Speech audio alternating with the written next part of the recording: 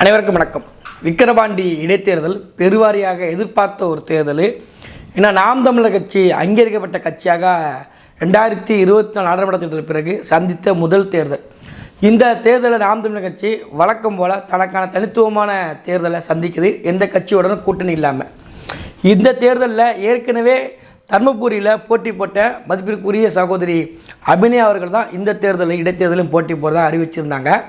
திமுக சார்பாக அன்னியூர் சிவா அவர்கள் போட்டி போடுறாங்க. அப்புறம் அன்புமணிங்கிறவர் பாமக சார்பாக போட்டி போடுறாங்க. இந்த இடைத்தேர்தலில் எப்போதும் இல்லாத அளவிற்கு ஒரு பெரிய எதிர்பார்ப்பு என்னென்னு பார்த்துக்கிட்டிங்கன்னா, அதிமுக என்கின்ற ஒரு எதிர்க்கட்சி இந்த தேர்தலில் போட்டி போடவே இல்லை. அப்போ அதிமுக என்கின்ற ஒரு பெரிய எதிர்க்கட்சி, அதுவும் மைனாரிட்டி திமுக என்று அதிமுக 2016 அம்மையார் ஜெயலலிதா அவர்கள் சட்டமன்றத்தில் பேசினாங்க. அப்படி சட்டமன்றத்தில் அந்த அளவிற்கு அதிமுக பலம் பொழிந்த ஒரு கட்சியாக எப்போதும் இருந்துக்கிட்டு இருக்குது. இப்போ நடந்து முடிந்த சட்டமன்ற தேர்தலில் கூட 2021 கூட எடப்பாடி தலைமையில் ஆட்சியில் இருந்தாலும் கூட அந்த கட்சி மைனாரிட்டியே போகவே இல்லை. ஆனால் ஐயா கருணாநிதி இருக்கும்போதே திமுக என்கின்ற கட்சி மைனாரிட்டி திமுகவாக மாறிடுச்சு.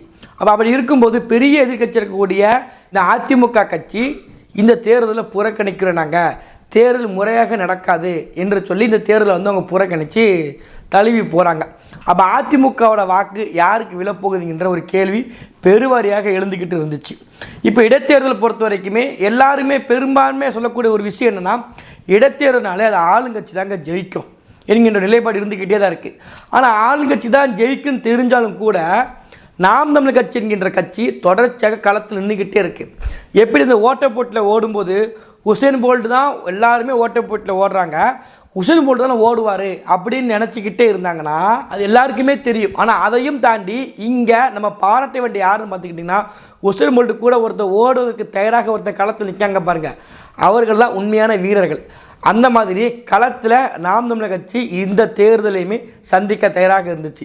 இந்த தேர்தல் மட்டும் கிடையாதுங்க, எந்த தேர்தல் வைத்தாலுமே அது உள்ளாட்சி தேர்தல், சட்டமன்ற தேர்தல், நாடாளுமன்ற தேர்தல், எந்த தேர்தல் இருந்தாலுமே அனைத்து தேர்தல்களுமே நாம் தமிழர் கட்சி தனக்கான அங்கீகாரத்தையும் தனக்கான அடையாளத்தையுமே தொடர்ச்சியாக பதிச்சுக்கிட்டே தான் போகுது. ஆனால் சீமானர்கள் எப்போதுமே சொல்லுவாங்க, நம்ம வளரக்கூடிய ஒரு கட்சி, அப்போ நம்ம மக்கள்கிட்ட நமக்கு கொடுப்பதற்கென்று காசு கிடையாது, கொள்ளையடிச்சு வச்சிக்கல். நம்ம மக்களுக்கு பரிசு பொருள் கொடுப்பதற்கென்று நம்மக்கிட்ட பெரிய பொருளாதாரம் எதுவுமே கிடையாது.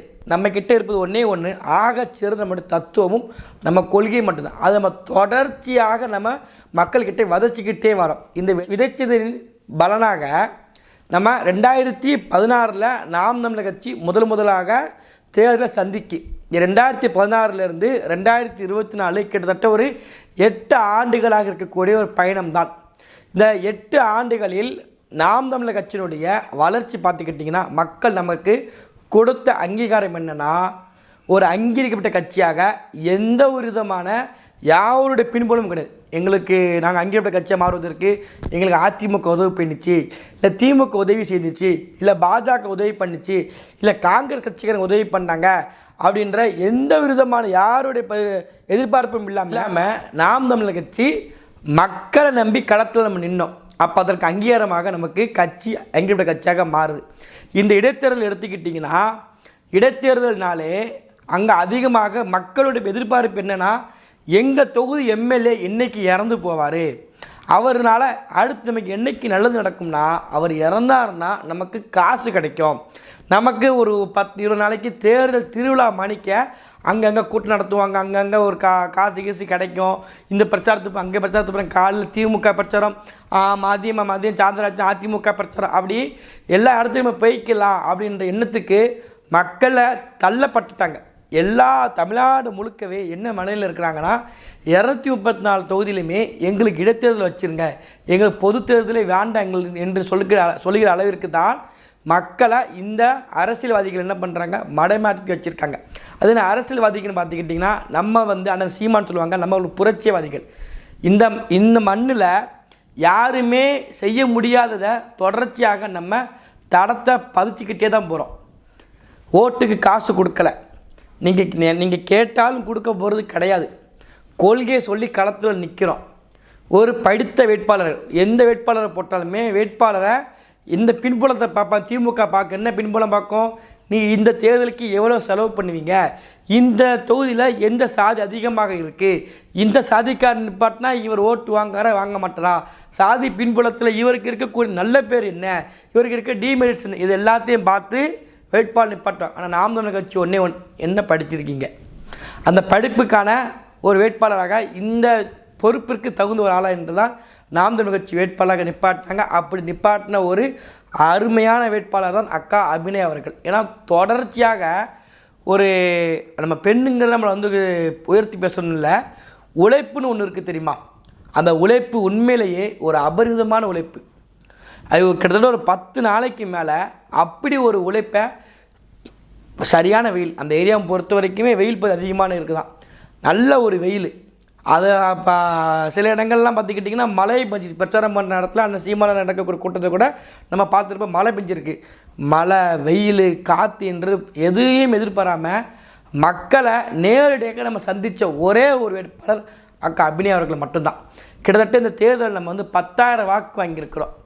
இது நமக்கு போன தேர்தலை விட இந்த தேர்தல் நமக்கு 2000 வாக்கு நமக்கு அதிகமாக தான் கிடச்சிருக்கு. ஆனால் இதில் ஒரு பெரிய விஷயம் என்னென்னா, இந்த 10,000 வாக்குகளுக்கு தெரியுமா, இந்த 10,000 வாக்குகளுமே நம்ம உண்மையிலேயே நெஞ்ச நிமித்தி தைரியமாக சொல்லலாம், இது நமக்காக விழுந்த வாக்கு, அக்கா அபிநயாவுடைய உழைப்புக்கு கிடைத்த வாக்கு, அண்ணன் சீமானவர்களுடைய திட்டத்திற்கும் செயல்பாட்டுக்கும் கொள்கைக்கும் தத்துவத்துக்கு கிடைத்த வாக்கு. அங்கே நம்ம இங்கே இருந்து தென்காசியிலேருந்து திருநெல்வேலியிலேருந்து பல ஊர்களேருந்து பிரச்சாரத்துக்கு போனாங்க. அவர்களுடைய எல்லாருடைய வாக்கு தான் இன்றைக்கி நமக்கு 10,000 வாக்குகள் கிடச்சிருக்கு. இந்த 10,000 வாக்குகள் என்பது எண்ணிக்கையில் குறைவாக இருக்கலாம். இன்னும் 10,000 வாக்கு வாங்கியிருக்கோம். கிட்டத்தட்ட ஒரு 67 வாக்கு வித்தியாசத்தை அந்நியூர் சிவா வெற்றி பெற்றிருக்கார், 67 வாக்கு வித்தியாசத்தில். அப்போ அதோட ஈக்குவலாக பார்க்கும்போது நமக்கு கிட்ட வரல என்ற ஒரு கேள்வி எழலாம். ஆனால் அவர் வாங்கின வாக்கை மனசாட்சிப்படி அவருடைய அவங்களுக்கு ஒரு குடும்பம் இருக்கும், அவங்களுக்குன்ற குழந்தைகள் இருக்கணும், அவங்க மனசாட்சிப்படி விட்டுரும். என்னுடைய வாக்கு நான் மக்களுக்கு காசு கொடுக்கல, என்னை பிடிச்சி தான் ஓட்டு போட்டாங்க, எனக்காண்டு தான் ஓட்டு போட்டாங்க, எங்கள் தலைவர் ஸ்டாலினுக்கு தான் ஓட்டு போட்டாங்கன்னு சொல்லி அன்னியூர் சிவா அவர்களோ இல்லை பாமக சார்பாக போட்டிட்ட அன்புமணி அவர்களோ சத்தியமிட்டு சொல்லட்டும், இந்த ஓட்டு எனக்காக விழுந்ததுண்டு. ஆனால் அக்கா அபிநயா அவர்கள் 10,600 வாக்கு வாங்கியிருந்த இந்த 10,600 வாக்குகளும் அடித்து பேசுவாங்க, சத்தியமிட்டு சொல்லுவாங்க. இந்த 10,600 வாக்குகளும் அக்கா அபிநயா அவர்களுக்காக மட்டுமே விழுந்தது, நாம் தமிழர் கட்சிக்காக மட்டுமே விழுந்தது, அண்ணன் சீமானவர்களுக்கு மட்டுமே விழுந்தது. ஓட்டு போட்ட அனைவரும் படித்தவர்கள். நான் ஓட்டு போடக்கூடியது இந்த வேட்பாளருக்கு தான் ஓட்டு போட போகிறேன்னு தெரிஞ்சு ஓட்டு போட்டாங்க. ஆனால் அந்நிய சுவருக்கு அப்படி கிடையாது. இந்த சின்னம், இந்த கட்சி, இந்த சின்னம் கட்சி கூட கிடையாது, இந்த சின்னம் இவர் முதல் நம்பர் அமைக்கிட்டு வந்துருங்கண்டு அதில் கூட ஊரில் பண்ணவங்க தான். அக்கா அபிநயா அவர்களுடைய பேர் முதல் பற்றிய பேர் கூட என்பதுக்காண்டி இந்த சிவாங்கிற பேருக்கு முன்னாடி அவர் ஊர் பேரை சொல்லிக்கிட்டாங்க, அந்நியூர் சிவா. என்னது அப்படின்னா அவர் இடத்துக்கு போயிடுவார். அவர் இதிலே இருந்து ஊரில் தொடங்க ஆரம்பிக்கிறாங்க. மக்களுக்கு வேட்டி சேலை எங்கே போனாலும் கூட்டமாக கும்பலாக அடைச்சி ஒரு பிரச்சாரத்து மக்களை சந்தித்து ஓட்டு கேட்க போகணும்னா அங்கே மக்கள் இருக்க மாட்டேங்கிறாங்க, ஏதோ ஒரு கோயிலை உட்கார வச்சுருந்தாங்க.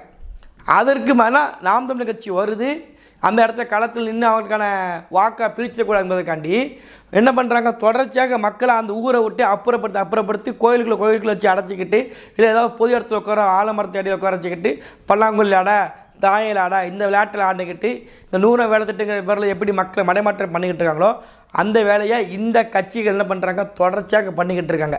இதில் நமக்கு என்ன தெரிய வருதுன்னா, அவர்களுக்கு பயம், நமக்கு பொறுத்தவரைக்கும் 10,000 வாக்கு.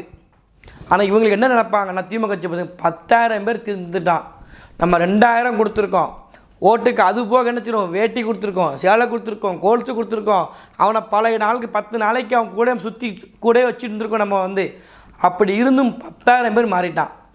இந்த 10,000 பேர் மாற்றம் என்பது இன்றைக்கி ஒரு இடைத்தேர்தலே 10,000 பேர் மாறியிருக்காங்கன்னா, பொது தேர்தல்னு வரும்போது ஒட்டுமொத்தமாக மாறிடுவாங்கன்றது நம்மளை விட திமுக கட்சிக்கு தெளிவாகவே தெரியும். ஏன்னா இந்த பார்த்துக்கோங்க, மக்கள் நம்ம குறை சொல்லி குற்றமே கிடையாது. மக்களுக்கு இங்கே இருப்பது என்னென்னா அறியாமை. இந்த அறியாமை வைத்துக்கிட்டு தொடர்ச்சியாக காசு கொடுத்தா எதையும் சாதிக்க முடியும் என்கின்ற நிலையை இந்த அரசியல்வாதிகள் உருவாக்கி வச்சுருக்காங்க. ஆனால் அது ஒரு கட்டத்தில் படித்தவர்கள் இப்போ இதெல்லாம் நம்ம அப்பா வயசு நம்ம தாத்தா வயசு உள்ளவங்க போய்கிட்டே இருக்கிறாங்க. ஒரு கட்டத்துக்கு மேலே என்ன ஆகும் பார்த்துக்கிட்டிங்கன்னா, நம்மளை மாதிரி படித்த இளம் தலைமுறைகள் நேரடியாக அரசியல் களத்தை உற்று நோக்குறாங்க. இப்போ உங்கள் கையில் எல்லார் கையிலையும் இணையதளம் இருக்குது. இன்றைக்கி வாக்களித்தவர்களில் முக்கால்வாசி பேர் நாம் தமிழர் கட்சிக்கு 30 வயசுலேருந்து 40 வயசுக்கு உட்பட்டவங்க தான் அதிகமாக வாக்களிச்சிருப்பாங்க. மிஞ்சி போனால் 40 வயசுக்கு மேலே 50 வயசு இருக்கிறவங்க, அதுவும் நம்ம வாக்களி 30 வயசுக்குள்ளவங்க வற்புறுத்தி கட்டாயப்படுத்தி இவங்களுக்கு ஓட்டு போடுங்க நல்லா இருக்கும் எங்கள் நம்பிக்கையில் ஓட்டு போட்டவங்களாக தான் இருந்திருப்பாங்க. அதே தாண்டி ஓட்டு போட நம்ம மதிக்கணும், யாரையுமே குறைச்சி இடப்படலை. ஆனால் இந்த வாக்கு செலுத்தவங்களுடைய எண்ணிக்கை என்ன ஆகும்னா, போக போக போக இந்த முதியவர்களுடைய அறியாமை கொஞ்சம் கொஞ்சமாக அவருடைய காலத்துக்கு பிறகு ஒரு இளம் தலைமுறை புதுசாக ஒன்று உருவாக்கிட்டு இருக்கு. இந்த தலைமுறை ஸ்டாலின் அவர்களுடைய ஆட்சியில் இருக்கின்ற பொழுது, ஸ்டாலின் அவர்கள் திமுக கட்சியில் தலைவராக இருக்கின்ற பொழுது ஒரு புதிய மாற்றத்தை இந்த இளம் தலைமுறைகள் படைக்க போகிறாங்க. அதற்கு அத்தியாயத்தை தான் நாம் தமிழர் கட்சி தொடர்ச்சியாக பதிச்சுக்கிட்டே இருக்குது. நீங்கள் இங்கே தோற்பது விக்கிரவாண்டியில் அக்கா அபிநயாவில் மட்டும் கிடையாது, ஜனநாயகம் தோற்றுருக்கு. ஏன்னா ஓட்டுக்கு கண்ணு முன்னாடி காசு கொடுக்கலன்னு யாரும் சொல்ல முடியாது. சாட்சி எங்கே ஆதாரம் எங்கன்னு தாண்டி மனசாட்சின்னு ஒன்று இருக்குது. அதாவது வழக்குன்னு சொல்லுவாங்க சட்டத்தில் பொறுத்த வரைக்குமே. நீங்கள் என்ன தான் சட்டம் கொண்டு வந்தாலுமே மரபு வழக்கு கஷ்டம் சொல்லுவாங்க, அதை மீறவே முடியாது. அதை மாதிரி மனசாட்சின்னு ஒன்று இருக்குது. இந்த மனசாட்சிக்கு உட்படுத்தி திமுக கூட கடகோடி தொண்டர் கூட கேட்கலாம், விக்கிரவாண்டியில் காசே கொடுக்காமல் நாங்கள் வெற்றி பெற்றுட்டோம், காசு 1 ரூபா கூட செலவு பண்ணலன்னு சொல்லி யாருமே சொல்ல முடியாது. முழுக்க பணம் விளையாண்டுருக்கு. அதையும் மீறி 10,000 பேர் நமக்கு ஒரு இடைத்தேர்தல் நம்ம வாக்களிச்சிருக்கிறாங்க என்பதே நமக்கு அதுவே ஒரு பெரிய ஒரு விஷயம்தான். இந்த தோல்வி நமக்கான தோல்வி கிடையாது, இது மக்களுக்கான தோல்வி. இன்றைக்கி திமுக திரும்ப அதே ஒரு MP எக்ஸ்ட்ரா கிடச்சிருக்கார தவிர எந்த ஒரு மாற்றமும் நடந்து போகிறது கிடையாது. ஆனால் என்ன, மக்களுக்கு இந்த ஒரு அறியாமை வச்சுக்கிட்டு தான் திமுகவும் இந்த அதிமுக போன்ற கட்சிகள் தொடர்ச்சியாக மக்களை ஏமாற்றிக்கிட்டு இருக்காங்க. ஒரு நாள் ஒரு விழிப்புணர்வு அடையும். அந்த விழிப்புணர்வில் நம்ம இந்த கட்சியை ஓரம் கட்டுறதை விட, நம்ம இந்த கட்சி எதிர்க்கிறதை விட மக்களே விரட்டி இந்த கட்சிகள் புறக்கணிப்பாங்க. அதற்கான அடித்தளத்தை தான் நாம் தமிழர் கட்சி தொடர்ச்சியாக 13 ஆண்டுகளாக களத்தில் போட்டுக்கிட்டு இருக்கு. 8 ஆண்டுகளாக தேர்தல் அரசியலில் ஒரு மாற்றத்தை உருவாக்கிட்டு இருக்கக்கூடிய ஒரே கட்சி நாம் தமிழர் கட்சி மட்டும்தான். அதற்கு விக்கிரவாண்டி தேர்தலையும் நமக்கு உறுதுணையாக இருந்து வாக்களித்த அனைத்து மக்களுக்கும் பெரிதும் நன்றி தெரிவிச்சுக்கிறோம். களத்தில் நின்று நம்மளுடைய உழைப்பு அபரிதமான உழைப்பு, ரொம்ப உழைச்சிருக்கிறோம். சொல்லப்போனால் ஒவ்வொரு ஊர்களிலிருந்து நம்ம போயிருந்தோம். இப்போ நம்மளால் தனிப்பட்ட முறையில் போக முடியும் குடும்ப சூழ்நிலையினால், ஆனால் ஏகப்பட்ட பேர் போயிருந்தாங்க. நம்ம தொகுதியிலிருந்து தென்காசிலேருந்து கூட போயிருந்தாங்க. எல்லாருடைய உழைப்பிற்கும் கிடைத்த இந்த அங்கீகாரம் தான் 10,600 வாக்குகள். இதுவே நமக்கு நம்மளுடைய கை காசு போட்டு நம்ம வாங்கியிருக்கோம். நம்ம ஓட்டு இது நமக்கானவங்க இங்கே மக்களை இன்னும் நம்ம நம்ப வைக்கணும். நம்ப வச்சா மட்டும் போதுமே நமக்கான வெற்றி கிடைச்சிடும். அவங்க நம்ம நம்பணும், இவன் ஜெயிப்பான், இவன் வருவான் என்று நம்பிட்டாலே போதும், நம்ம ஆட்சி அதிகாரத்தில் இருப்போம். அப்புறம் அதிகாரத்தில் இருக்கும்போது இந்த திமுக அதிமுக நமக்கு நிச்சயமாக சொல்கிறேன் போட்டியே இருக்காது. விக்கிரவாண்டியில் நமக்கு 10,000 வாக்குகள் அளித்த அனைத்து தமிழர்களுக்கும் புரட்சி கலந்த வாழ்த்துக்கள். நன்றி.